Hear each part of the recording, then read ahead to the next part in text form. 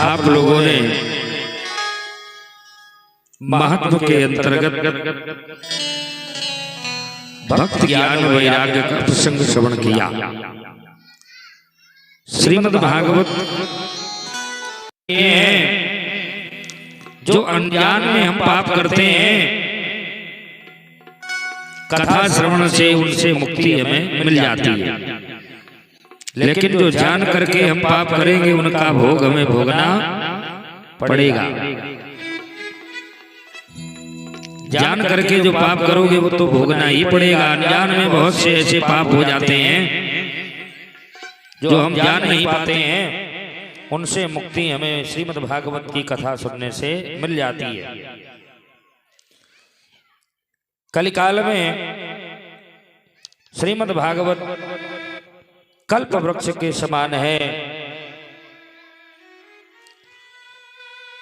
एक आगे दृष्टांत सुनाया। तुंगभद्रा तटे पूर्वम भूतपत्तनमुत्तमो यत्र वर्णास धर्मेण सत्य सत्कर्म तत्पराः।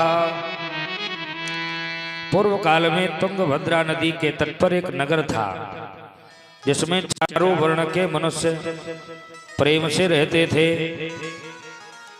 चार वर्ण कौन है? ब्राह्मण, क्षत्रिय, वैश्य और शूद्र। ये चार वर्ण हैं। भगवान गीता में कहते हैं ये वर्णों की व्यवस्था स्वयं मैंने बनाई है। ये अनादिकाल से सनातन व्यवस्था चली आई है।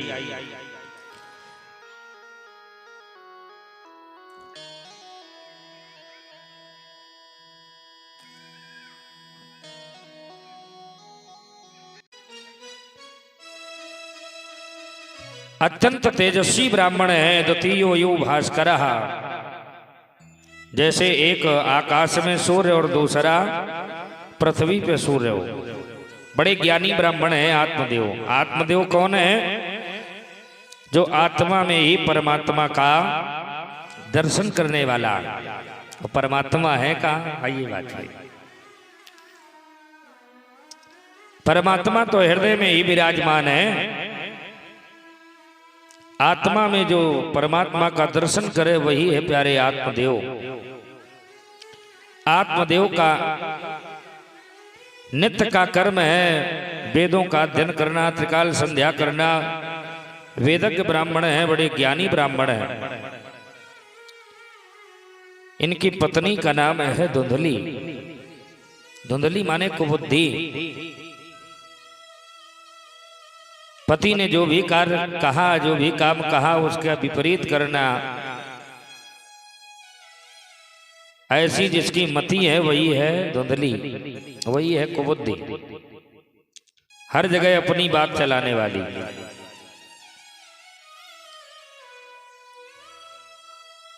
आत्मदेव ब्राह्मण के पास कोई कमी नहीं है। धनवान ब्राह्मण है, ज्ञानी ब्राह्मण है, वेदज्ञ ब्राह्मण है, लेकिन कोई संतान नहीं है। आत्मदेव ने अनेक उपक्रम किए, अनेक अनुष्ठान किए, लेकिन फिर भी संतान की प्राप्ति नहीं हुई। एक दिन मन में विचार किया मैं नदी में कूद करके अपने प्राण दे दूंगा। आत्मदेव नदी के किनारे प्राण देने का विचार बना करके पहुंचे। इतने में महाराज एक महात्मा जी का आगमन हुआ, और जैसे ही महात्मा जी का आगमन हुआ आत्मदेव ने आवाज लगाई, महात्मन क्षण मात्र के लिए रुक जाइए। संसारी चिंता करते हैं, कोई समस्या आती है तो चिंता में घुट घुट करके जीते हैं। चिंता चिता से बढ़ करके होती है, क्योंकि चिता तो मुर्दे को जलाती है और चिंता जिंदा को जलाती है। संसारियों की चिंता को देख करके संसार जो संत जन होते हैं महाराज ये चिंता नहीं करते, चिंता को देख करके चिंतन करते हैं। आत्मदेव ने महात्मा जी को प्रणाम किया। महात्मा जी ने कहा तुम्हारी चिंता क्या है? आत्मदेव ने निवेदन किया महाराज हमारे घर में कोई संतान नहीं है। विवेकेन भवेत् किं मे पुत्रम देहि बलादपि। महाराज कोई ऐसा उपाय बताओ जिससे मुझे पुत्र की प्राप्ति हो जाए, क्योंकि पति बिन सूनी मांग, पुत्र बिन है घर सूना, हर दो मुक्ति के द्वार दो बिन है दुख दूना। पुम नाम नरकात्रायते तिसा पुत्रा, पितृ से उर्ण होने के लिए व्यक्ति को संतानोत्पत्ति करना परम आवश्यक है। पिता को पुम नाम के नरक से पुत्र तारता, पुत्र नहीं है तो पुत्री के पुत्र के द्वारा भी व्यक्ति की गति बन जाती है, लेकिन यदि संतान ही नहीं है तो ऐसे व्यक्ति की गति कैसे बनेगी। और प्रत्येक पत्नी के लिए उसका पति भी परमावश्यक है। पति न रहने पर मांग शून्य हो जाती है। प्रत्येक सौभाग्यवती स्त्री चाहती है मैं पहले जाऊं और मेरा पति बाद में जाए संसार से। आत्मदेव ने कहा महाराज हमारे घर में कोई संतान नहीं है, कोई ऐसा उपाय बताओ कि मुझे पुत्र की प्राप्ति हो जाए। महात्मा जी ने कहा अरे आत्मदेव, संसार में पुत्र से किसे सुख मिला है? जिसके एक है वो भी परेशान है, जिसके चार है वो भी दुखी हैं, और धृतराष्ट्र के तो 100 हुए वो भी सुखी नहीं रहे। आत्मदेव ने कहा महाराज हमें तो पुत्र चाहिए। अब जिस व्यक्ति को प्यास लगी हो उसे तो जल चाहिए। बहुत समझाया महात्मा जी ने, जाओ कोई उपाय करो। आत्मदेव ने कहा महाराज संसार का कोई ऐसा उपाय नहीं बचा जो मैंने न किया हो। शास्त्रों में जिन उपायों का वर्णन है, जिसने जो भी बताया मैंने सभी उपायों को किया। अरे महाराज कोई फलदार वृक्ष लगाता हो,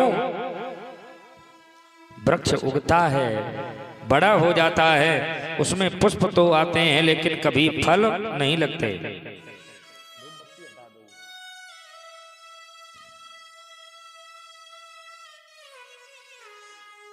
अगर कोई गाय लाता हूं, गाय बंध्या हो जाती है।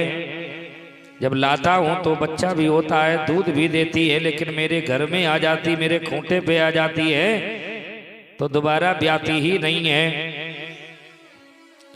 अगर कोई फल ला करके घर में रख देता हूं तो खाने से पहले ही वो गल जाता है, सड़ जाता है। आत्मदेव रोने लगे। महात्मा जी ने बहुत समझाया।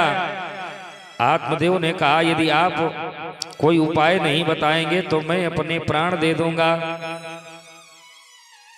भैया संसार में जिसे प्यास लगी हो उसे तो जल चाहिए। उसे चाहे जितना समझाओ कि पृथ्वी पे जल ही जल है, पृथ्वी के चारों तरफ जल ही जल है, 7 समुद्र हैं जल ही जल है, नदियां हैं अनेक उनमें जल ही जल है। प्रत्येक घर में समरसेबल लगी है, टंकियों से पानी आ रहा, क्या प्यास बुझ जाएगी? प्यासे व्यक्ति को तो जल चाहिए। एक बार मैं यात्रा कर रहा था तो ट्रेन में देखते होंगे कि पानी बेचने वाले लोग पानी बेचा करते हैं। एक बच्चा पानी बेचते हुए चला जा रहा था, 2 रुपए का पाउच, 2 रुपए का पाउच। एक व्यक्ति ने उसे बुलाया, कितने का पानी है? कहा महाराज जोर जोर से मैं चिल्ला रहा हूं, भैया 2 रुपए का पाउच है। 2 रुपए का पाउच है? हाँ। ठंडा है? उसने कहा हाथ में लेकर के देख लीजिए। हाथ में ले लिया और हाथ में लेने के बाद इसने कहा कि ठंडा कम है। कहा भैया आप जैसा है वैसा है, अगर आपको पीना है पी लीजिए। जिसने पाउच हाथ में लिया था कहा 2 रुपए का थोड़ा महंगा है।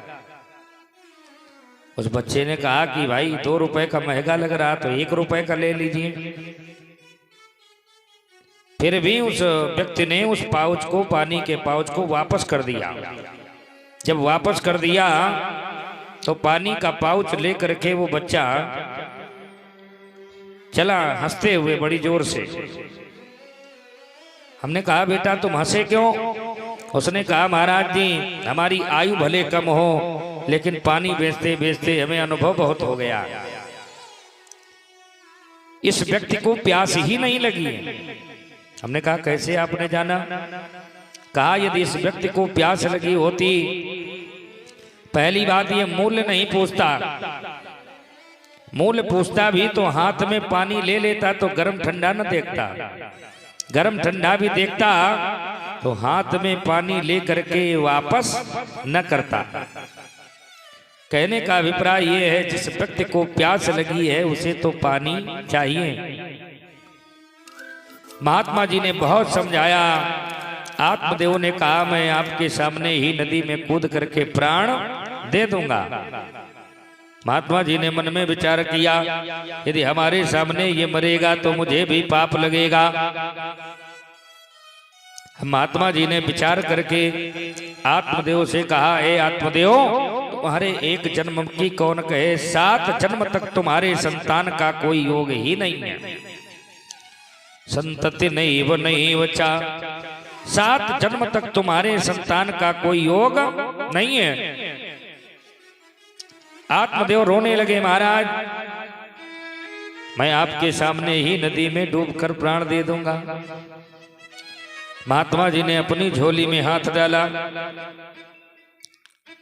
और झोली में हाथ डाल करके एक फल निकाला, आत्मदेव को फल दे दिया, कहा जाओ ये फल ले जाओ और अपनी पत्नी को खिला देना, पत्नी फल खाएगी, सगर्भा हो जाएगी और संतान की तुम्हें प्राप्ति हो जाएगी। आत्मदेव फल लेकर के आए, अपनी पत्नी धुंधली को दिया, कहा देवी ये फल खाओ, महात्मा जी का प्रसाद है, संतान की प्राप्ति हो जाएगी। अब धुंधली है, कुबुद्धि, उल्टा सोचने लगी, फल ले लिया, अब विचार कर रही है यदि मैं ये फल खाऊंगी मैं गर्भवती हो जाऊंगी, और जब गर्भवती हो जाऊंगी तो भोजन कम कर पाऊंगी, भोजन कम करूंगी तो शरीर दुबला हो जाएगा, और जब शरीर दुबला हो जाएगा तो घर का कार्य मैं कैसे कर पाऊंगी।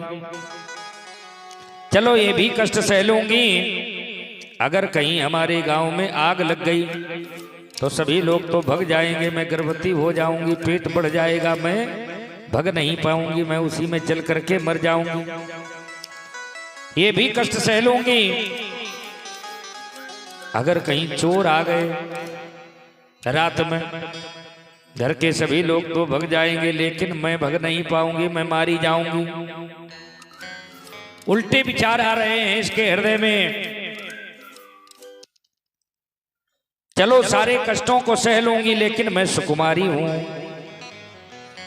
प्रसव पीड़ा के समय जो कष्ट होता है वो पीड़ा मैं कैसे सह पाऊंगी। एक संतान को जन्म देने में जानते हो एक माँ को कितना कष्ट होता है, हजारों बिच्छुओं के डंक एक साथ मरवाए जाएं, जितना कष्ट उस व्यक्ति को होगा इतना कष्ट एक माँ को एक संतान को जन्म देने में होता है। मैं सुकुमारी